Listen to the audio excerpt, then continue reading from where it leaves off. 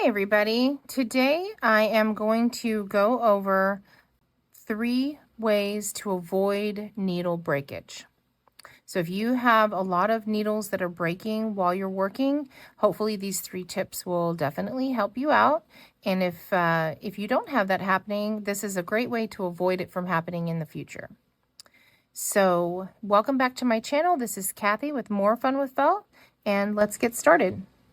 So the very first thing that happens most often, I believe, with needles is that when you're working with armature and you're stabbing close to your armature, your needles tend to hit the armature and either bend and then eventually snap, or just snap right inside your piece.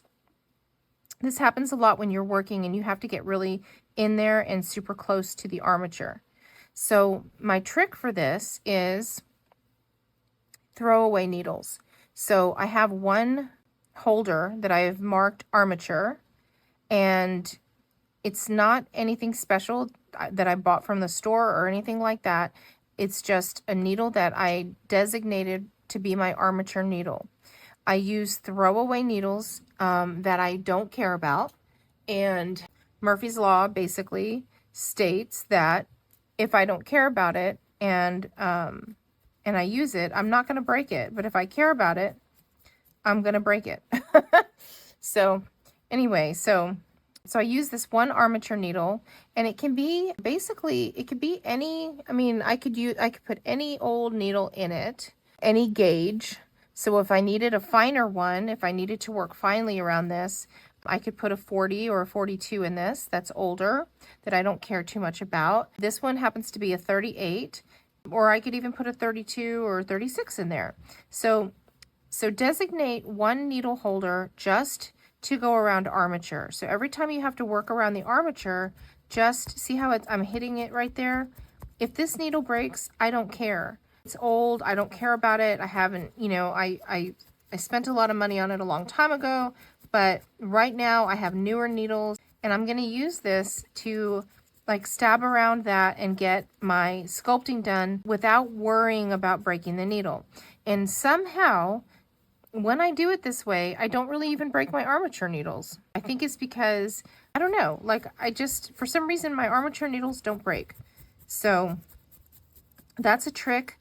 Designate older needles just to be your armature needles, and make sure that they're throwaway needles that you're not going to be heartbroken over if they break, and save your brand new needles for when you're all done around the wire and you can do top layers and top coats and shaping and molding and that kind of thing. So that is tip number 1. Designate old needles to be armature needles. Tip number 2, don't twist. What this means basically is that while you're felting, you're going to want to go straight in and straight out, straight in and straight out. And you want to do that when you're felting, and never put it in and then twist. If you put it in and twist, you're bound to break a needle. If you need to change an angle, you can either move the angle of the piece and then start going at that different angle, or you can like leave it in there and move the angle of the piece like that. But don't try to twist the needle while it's in, or those tips are just going to break right off inside of it. So that is tip number 2. Don't twist your needle, rather stab straight in and come straight out each time.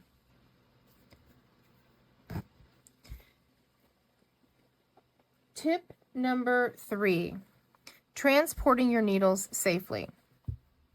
So you see here how I put these needles right into my mat. It's really not a good idea to do that. When you start putting all your needles into your mat like that, as soon as I reach across, I'm going to hit that needle and it's going to snap into my mat. Also, if I put a bunch of needles in my mat and I'm walking and I have all these needles and I'm trying to, like maybe my 4 or 5 needles and then my good needle, and I've got my piece that I'm working on, let's just say, and then I'm taking these upstairs and holding all of this with my wool. So all of a sudden I'm trying to get everything on my mat, and then walk upstairs, open up a door, maybe even trying to balance coffee or something. I never want to make 2 trips. So I don't know if you're like me, but I like to just get where I'm going and then be done with it. So when you do this, chances are this ball's going to hit the needle. I mean, look how just barely it bends it. See? Your hand can hit the needle and it's going to bend it. So as soon as that happens, like my needle is already damaged because it's bent. Basically, the way to resolve this situation is to carry your needles in either in their little tubes or have a designated hard cover carrier that is just for transporting the needles back and forth, back and forth. So, so you could do that. And you could also put your multi-level tools in this as well. You know, and then that way, when you close it up and you carry it, nothing's getting hurt. I could shove some of my wool in this outside pocket just for a little project that I'm working on, zip that up, and then I am ready to go. And then when I get upstairs, I can just unload what I need and only, you know, take out what I need. And that way I don't have these in the mat. It's not even good to keep them in the mat while you're felting. I have been doing it for years, and every once in a while I still reach over to get a tool and I hit my needles. So really not a good idea to do that. If you're going to keep them, you know, somewhere like that, keep them far away from where you're working. I have this little needle holder. I'll keep them far away from where I'm working and reach over and get my needle and then go put it back. So that is tip number 3. Do not transport your needles stuck in a mat. They're bound to break. Make sure that they're safe while you're walking around or out of your way if they're going to be stuck in a pincushion. So I hope these tips have helped you today, and please feel free to subscribe to my channel if it's benefiting you, and you can reach out to me on Facebook. It's More Fun with Felt with spaces in between. You can also find my store, which is www.morefunwithfelt.com. There you can buy beginner kits that I have, and reach out to me also in the comments below and let me know what you thought of this video. Thank you so much, and I hope you have a wonderful day.